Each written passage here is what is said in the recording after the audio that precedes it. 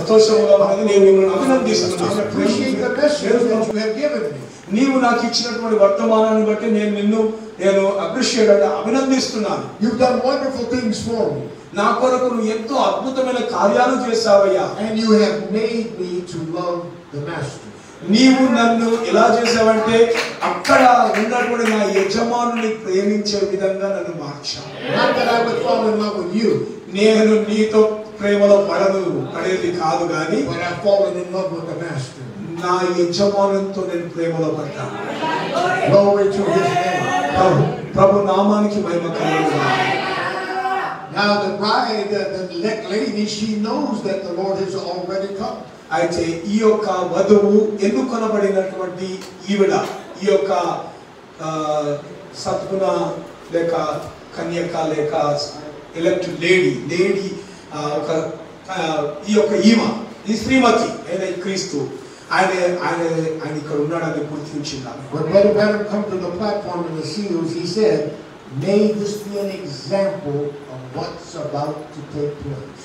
అయితే అది ఆయన దేని గురించి చెప్తున్నాడంటే ఆ వివాహం చేసి వచ్చిన తర్వాత ఏదైతే నేను చేసి వచ్చానో అది ఏదైతే జరగబోతున్నదో దానికి ఇది ఒక గొప్ప సూచన ఉన్నది. That's the invisible union.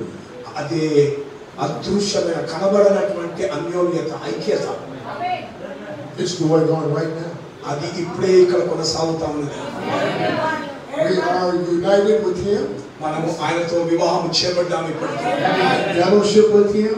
ఆయనతో సహవాసంలో ఉన్నాము. And the next thing that to happen is for Him just to change His body and take us away. అయితే ఆయనతో ఇప్పుడు జరిగిన తదుపరి కార్యం ఏంటంటే ఇప్పుడు మన ఈ శరీరాలను ఆయన మార్పు చేసి మనం తీసుకొని పోవడమే అదొకటి మిగిలి. Because the rapture is not going to take place from out here and come down. అయితే ఎక్కడో అక్కడెక్కడో ఎత్తబడట అనేటువంటి ఒక కార్యం జరిగి అది అక్కడి నుంచి ఇక్కడికి వచ్చేసి ఇక్కడి నుంచి ఇక్కడికి ఇంట్లో అది అనేటువంటిది కాదు కానీ many are thinking, well, Lord is going to come and He's going to take me away. అయితే చాలా మంది ఏమనుకుంటారంటే అట్లా యేసు ఇట్లా వచ్చేసి ఇట్లా తీసుకొని వెళ్ళిపోతాడు అని అనుకుంటారు అందరు. No. కాదు అలా జరగదు.